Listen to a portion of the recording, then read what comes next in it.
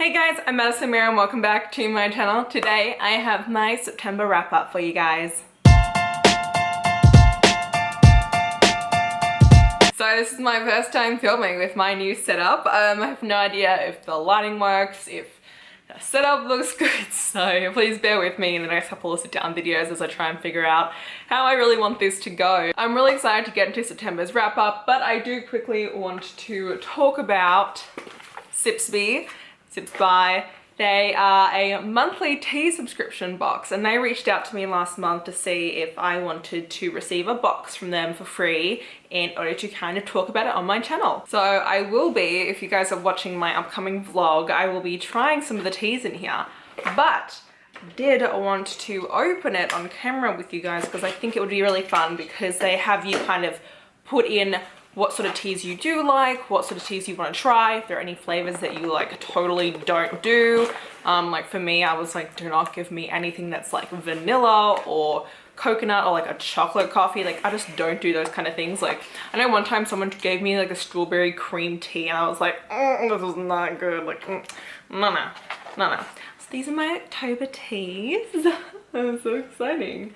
Made for Madison. Oh, and it has all the information on the back. Okay, so it says I got an organic rooibos tea. I got a Moroccan mint. Oh, perfect. I love mint tea. Peace and love on the planet Earth.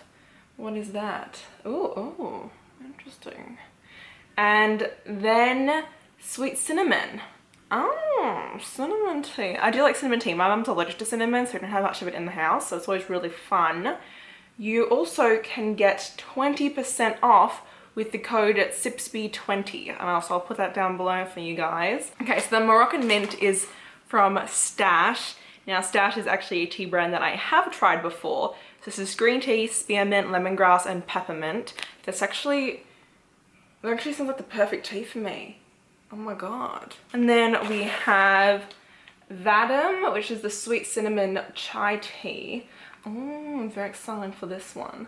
Oh, it's in one of those really cute tea bags. You see that little picture down below, like it'll say. And then, oh my god, they give you like a bajillion of them. I thought it was just one of each. Oh no, that's sick. Okay. And then we have the rooibos tea, which I'm actually really excited to try, like a really like organic, pure rooibos tea. So that's really exciting for me. And then I have this. Oh, they're like the little things you can put the loose leaf into. I really like these actually, they're very useful. And then, oh, that's because this is a loose leaf tea. Oh, so this is the white tea, rose petals, orange peel, and natural flavors. I'm actually kind of intrigued. Oh my god, look, this is thesaurus tea and it has a little, what is this called? A dinosaur, like thesaurus. Thesaurus. I'm just gonna give up. So yes, I'll leave information down below. Their subscription is $15 a month normally. So yes. Without further ado, let's get started into this wrap up. So in the month of September, I read 9 books. 7 of those are physical and 2 of them were audio. I read 4 fantasy, 3 contemporary, 1 suspense, and 1 sci-fi. The age ranges were 6 YA and 5 adult. And my favorite statistic, which you guys all know, is my total page count for the month. And for September, that was 3,091. That wasn't 9, it's fine. 1 pages. Ignoring that.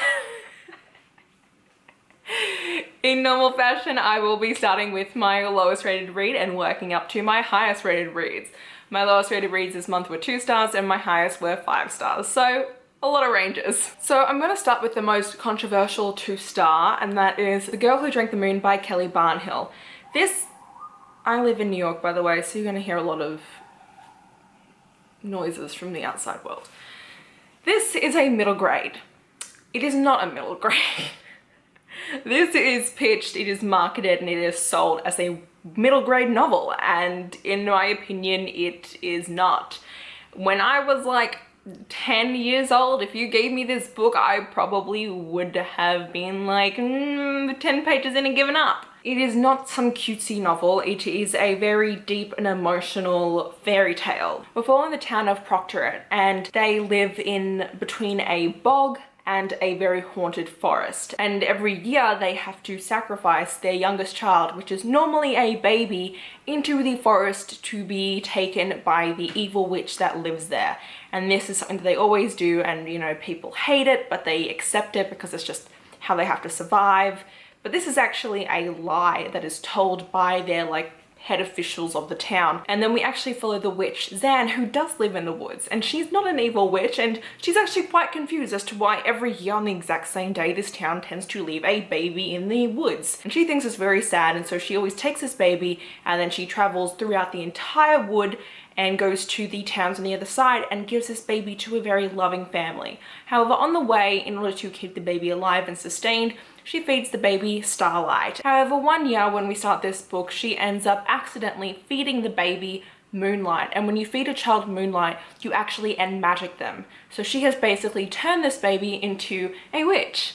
And this baby, she ends up naming Luna because, you know, Moonlight, and she ends up taking in this baby and raising her. It's a very encompassing story, and it's a fairy tale because, you know, in the woods we have a swamp monster, we have this very tiny dragon, and it is basically a story about these adults who are very sorrowful and how they're going through their life, and Luna's life as well. And it's very beautifully written. I was just bored as all hell. Like literally, I was so bored reading this. It was an effort to get through it. I was dragging and it bored me to all heck. I finished it and I went, 2 stars. So that's this book. Next book I read that was 2 stars was 5 Total Strangers by Natalie D. Richards. This was a disappointment. So we're following Mira, and she is on her way home to spend Christmas with her mother. Her parents are divorced and she's coming from San Francisco. When she lands for her 45-minute layover, there is an intense blizzard occurring and all the flights end up getting cancelled and grounded. She's like, oh crap, how am I going to get home to my mum? Because a year prior, her aunt passed away from cancer, and her aunt was her mum's twin and they were best friends, and her mum's kind of been a little bit depressed ever since, and so Mira really needs to get back to spend time with her. Mira's seatmate from her flight, Harper, is like, well, hey, like, me and some friends, we're actually just gonna rent a car and just drive through the blizzard. You know, if you want to come with us, I'm more than happy to just drop you off on the way. She's like, you know what? Yeah, okay, I'll come with you guys.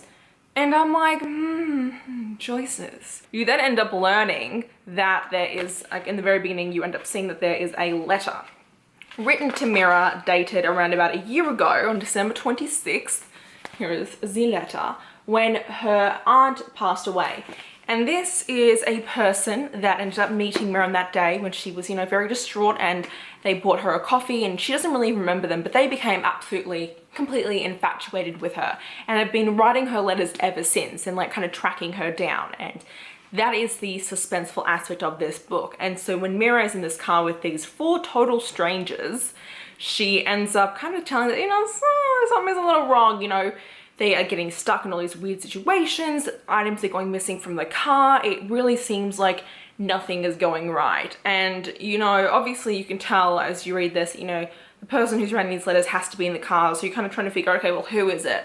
And then trying to figure out who's stealing this stuff. This was just not interesting. It was kind of boring. It just got really weird at the end. Like, I can suspend my disbelief for a lot of, like, you know, thrillers. And especially when it comes to YA, they tend to throw in a lot of things that make you kind of be like, this doesn't make total sense. But it got to the point in this where I was just like, what on earth is even happening? I was like, hey, this is just taking the realm of, you know, exaggerating possibilities, and it's just gone like tenfold. So I'm going to do a quick little spoiler here. You know, if you don't plan on reading this book, you can listen to what I'm about to say. If you do plan on it, just skip to the timestamp I'll put down below somewhere. But what ends up happening at one point is they go to get petrol, and someone steals the rich girl's wallet, Harper's wallet, and so no one actually has any cash because this place only takes cash at the gas station. And the guy's really creepy who owns this gas station. He has like a whole gun, you know, his blah blah blah, and he has like a really weird looking creepy son too. And one of the guys ends up just taking the car and just booking it. Like, you know, they do a runner and they don't even pay for the gas. And then this gas station owner ends up getting inside of his truck and chasing after them for like miles, okay? Like miles. Is very creepy, okay? Now that wouldn't be, that's not that bad, okay? That's like, okay, I can kind of see that happening in the middle of rural nowhere. Like some guy gets kind of pissed, you know, fine. And then like 100 pages later, this bloke turns back up again, okay? And he's got his son, he's got a damn shotgun, he's threatening to try and kill them. You know, people are scuffling about, they're kind of like got knives and things like that. I don't even know if they were knives, maybe they were knives, they were definitely guns. And then the next thing you know, they end up running over the son and killing him and whacking him with the door and then booking it with a hit and run after running over and killing this child. And they don't even think much of it. They end up going to a bar and they're like all distraught. They're like, oh my God, what do we do? And one of them is blaming the other one and they've just killed someone in the middle of a snowstorm after trying to go pee. And they end up getting stuck and they have no, it's just, it was the moment that they murdered by vehicular manslaughter that boy that I was like, this book is 2 stars. It's just gotten so out of hand and I don't even understand what I'm reading anymore. And like the other problem is that like Mira didn't even know that like someone was stalking her. Like she never got these letters that this person was writing. And so you knew that this was happening, but she didn't know. And so they really lacked that extra suspense. And it just, okay, it wasn't good. It was 2 stars, okay? End of story. I feel like it's when books are 2 stars that you end up kind of speaking a lot more on them than you do with books that are like 5 stars, because it's easier to complain than to rave about something. I don't know, that's just my opinion. Then I have one 3-star book, and that is Crownchasers by Rebecca Coffindafer. This had a lot of potential. I do think that I am not the best audience for sci-fi novels. I'm very, very picky about what kind of sci-fis I do like, and that's just how I've always been. So following Alyssa, and she has been trying to escape her family legacy all her life. She's one of the prime families of this planetary system, and the prime families are the ones that kind of rule everything. So there's like the prime families, and then there's like the emperor.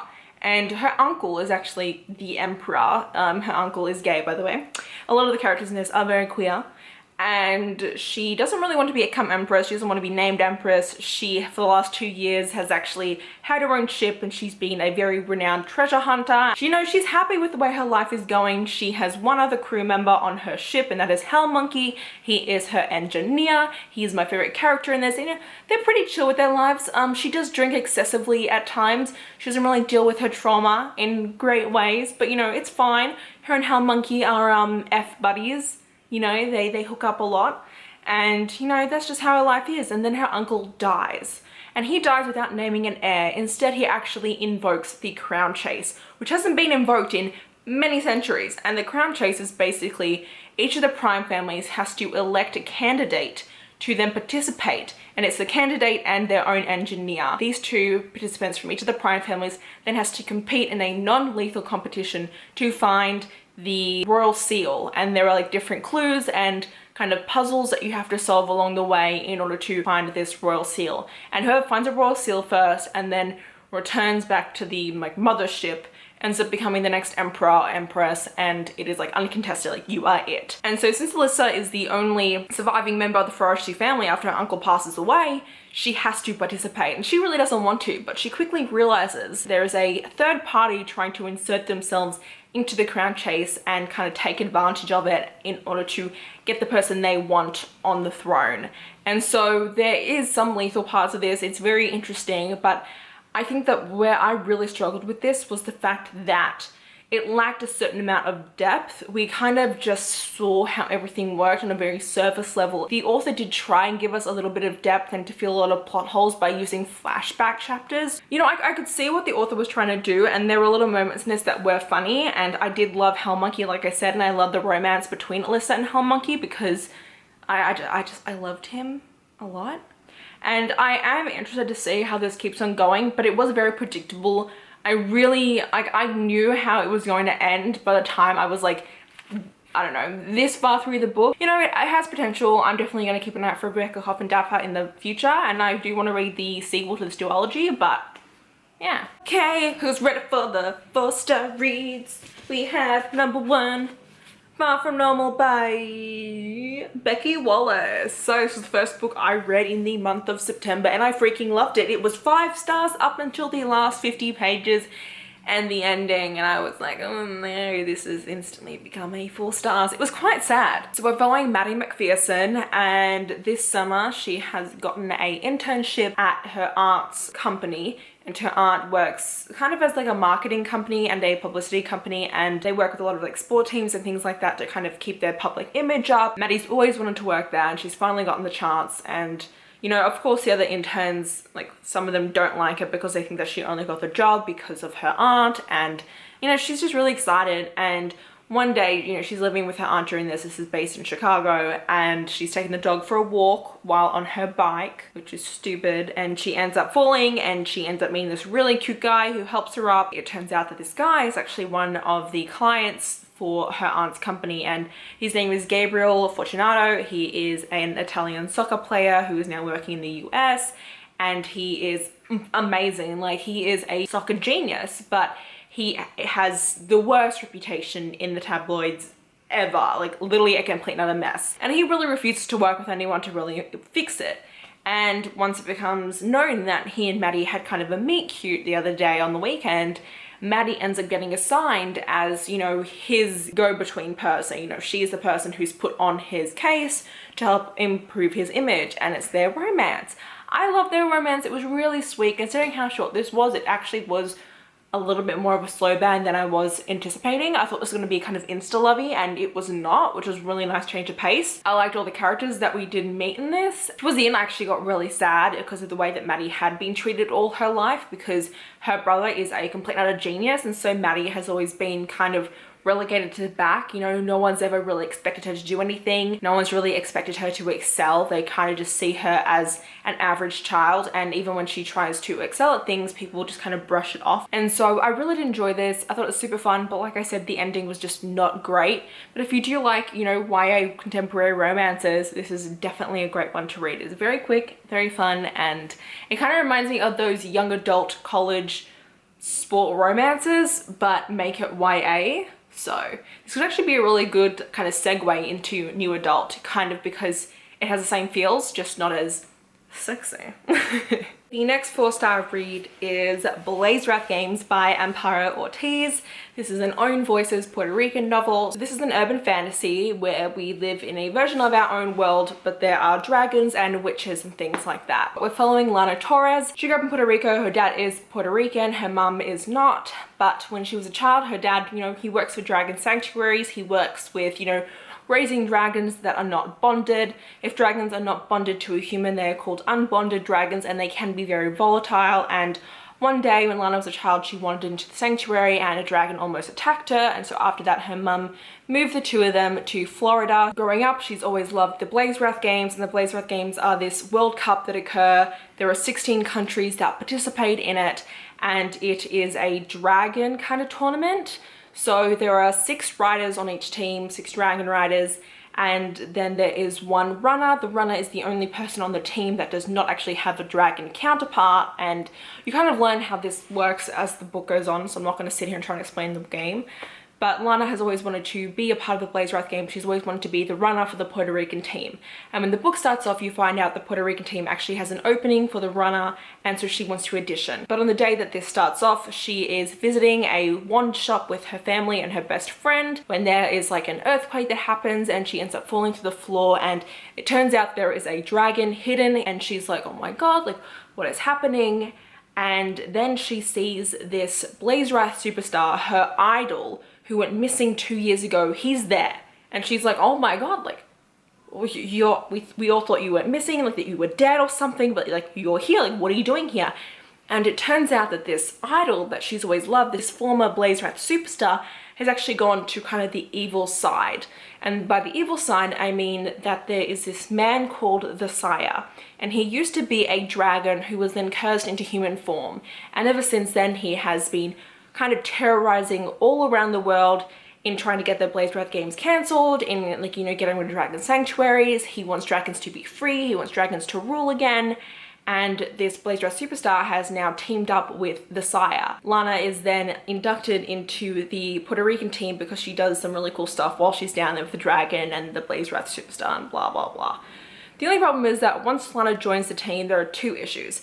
One is the fact that she doesn't really feel like she belongs. Her teammates, well, one of them specifically makes her feel like she's not Puerto Rican enough because she hasn't been back in 7 years. She, you know, she's a fraud. And so that's a huge part of Lana's story, is kind of dealing with, am I Puerto Rican enough? Do I belong on this team? Like, what does this really mean? Like, what is my identity?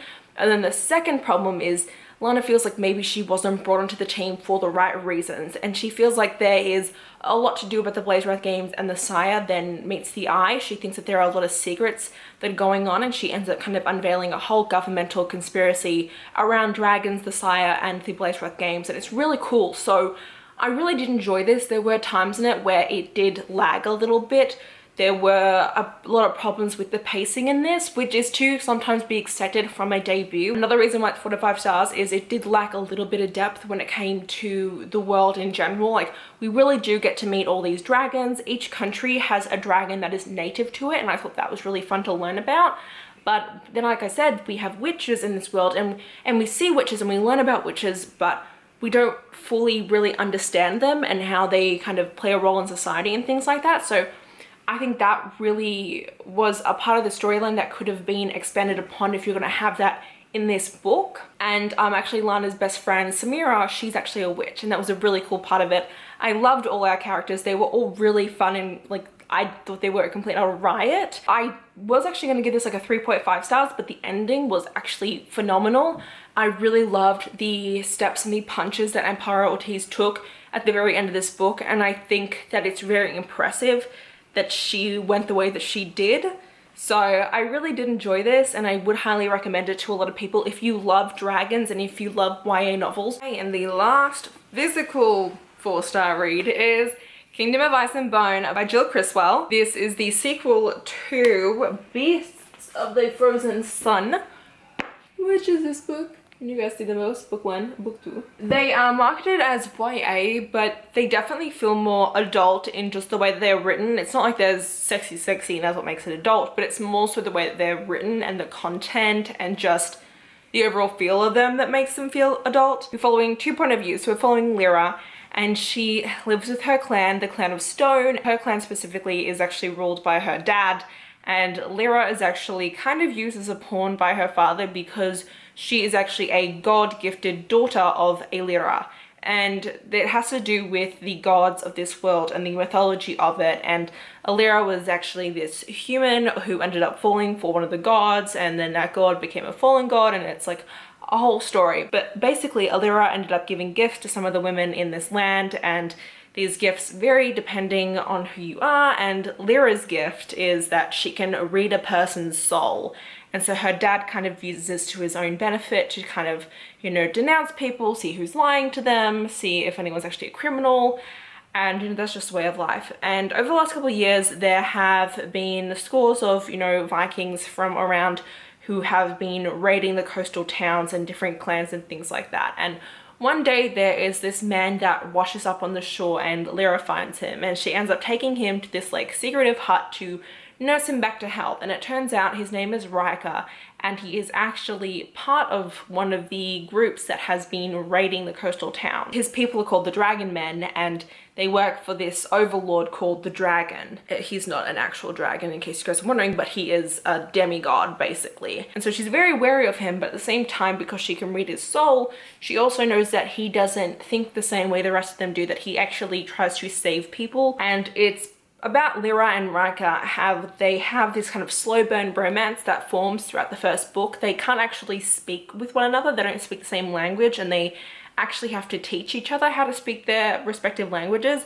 But the way that they do speak to one another is through ḽɪra's soul reading, because she can communicate with him that way, which is really fun. I think that Jill Criswell has done an amazing job just creating the mythology of this world, and I absolutely adore the lore, and ḽɪra is a really badass character. So this was 4 out of 5 stars. There were still a lot of things in this that bothered me. There were a couple of instances in this that I got very frustrated between our 2 characters, but I really do love this world and I am very invested in it. So yes. And then the last 4 out of 5 star book is The Black Flamingo by Dean Atta. I listened to this on audiobook. It is a novel written in verse, and we are following a boy named Michael. He is half Jamaican, half Greek Cyprian, and he lives in England. And it's basically his story growing up as a young boy into his years at university and kind of him dealing with the fact that he is gay, him trying to find his place in the world, him coming to terms with loving himself, him dealing with being, you know, mixed race and how that is in the current society that he is in, the way that he is treated. He deals with homophobia, he deals with racism, he gets bullied at school. Like, there are a lot of different topics that go on in this. The really pivotal point is when he enters university and is trying to find his group in university and kind of trying to discover that. And, you know, I loved his parts when he was in high school, trying to, like, you know, find his first loves and making a lot of mistakes. And there were just a lot of really great messages in this about finding who you are and celebrating who you are and learning to not put so much pressure on yourself from outside sources. And I thought this was amazing. And I would highly recommend listening to an audiobook because Dean Atta does narrate it himself. Okay, and then lastly, my 2 5-star reads. They were so good this month. Okay, so I'm gonna start with the physical book, and that is going to be Hush, by Dylan Farrow. If you guys watched one of my last vlog actually, I read this, I gave it 5 stars. I was completely enamored with this book. Something about it, it just, I fell in love with it. This is set in the land of Montaigne, and in the land of Montaigne, it is actually ruled by the Bards of High House. And the Bards of High House are a group of people who have been gifted with the telling, and this is a spoken magic. And it's very important because in this world, your words hold a lot of power and people are policed by what they say. There was an illness that, you know, began a couple years back. It's a plague actually, and it is called the blot. It is an ink plague, an ink death.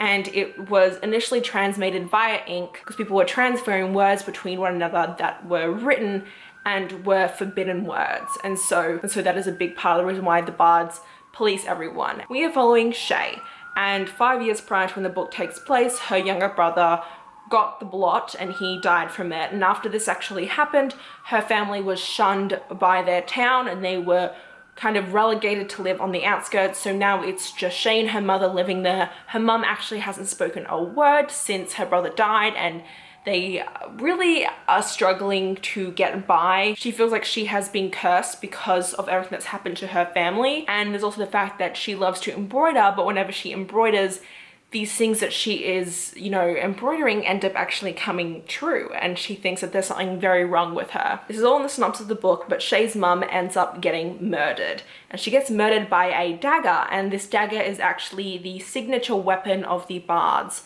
And so Shay ends up going to High House to find out who is this person that killed her mother. But when she gets there, she meets the Lord of High House, and he kind of actually ends up taking her in as his own protege, because it turns out that the reason why Shay thought she was cursed is because she actually is a bard and she has the telling. And it is very rare for a woman to have the telling because they actually struggle a lot with this magic, because they can actually go mad from it and completely just break their minds. So it's about her learning to become a bard and fostering her powers in order to find her mum's killer, but also knowing that at this very moment, her mum's killer could be trying to come after her too, because she's now stuck in High House.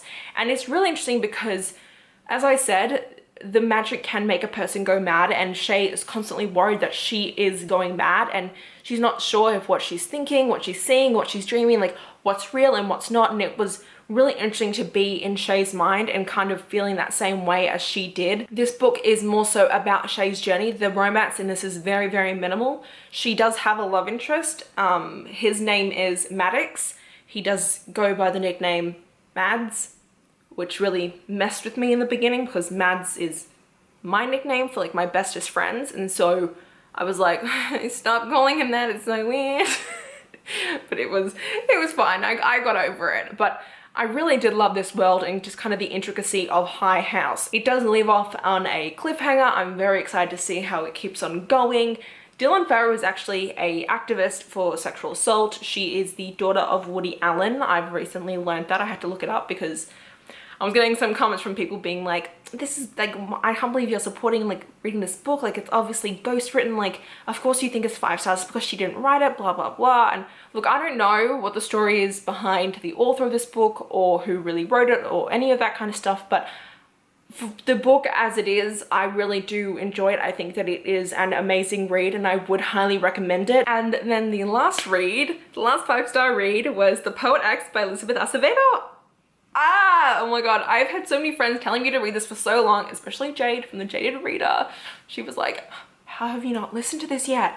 And I listened to it on audiobook and I was just floored by it. It was freaking amazing. It is one of my top 2 audiobooks of all time. Narrated by Elizabeth Acevedo. It is a novel written in verse and she is known for her spoken word poetry, and this book is basically like full of spoken word poetry and it is just freaking phenomenal to listen to. I was driving while listening to it and I was like going to cry, like I was like blinking. I'm like, don't cry because you have to see the road. So it was like a whole thing and it was just amazing. So okay, let me tell you what The Poet X is about. So The Poet X follows Xiomara Batista and she is Latina and she is dealing with a lot of things. We're following her in high school. I think it's high school. Yeah, she's in high school.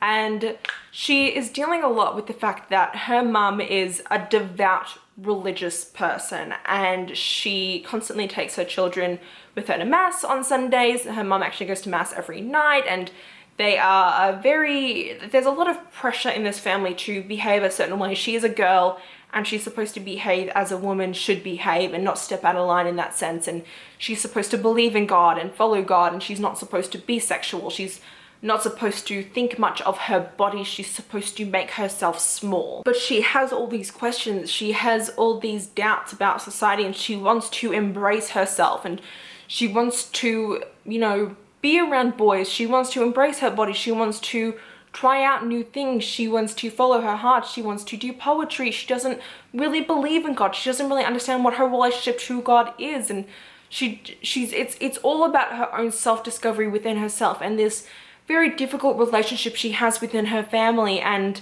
you know, just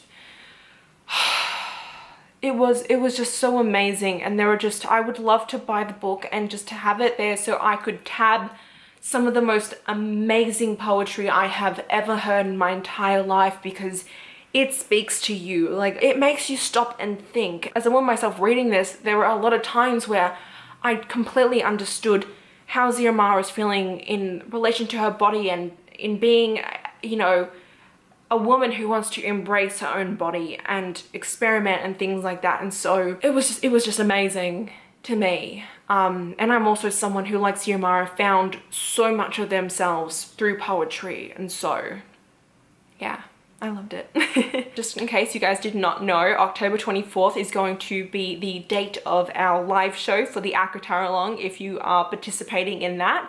If you guys didn't know that's when it was happening, it's because we announced it on our Twitter account, so please do follow that. I also announced it on my Instagram, so also follow that. The links to both of those will be down below in the description box. And yes, if you guys enjoyed this video, please click the like button down below. If you want to see more of me, please go to my channel, and until next time, thanks a bunch guys. Bye!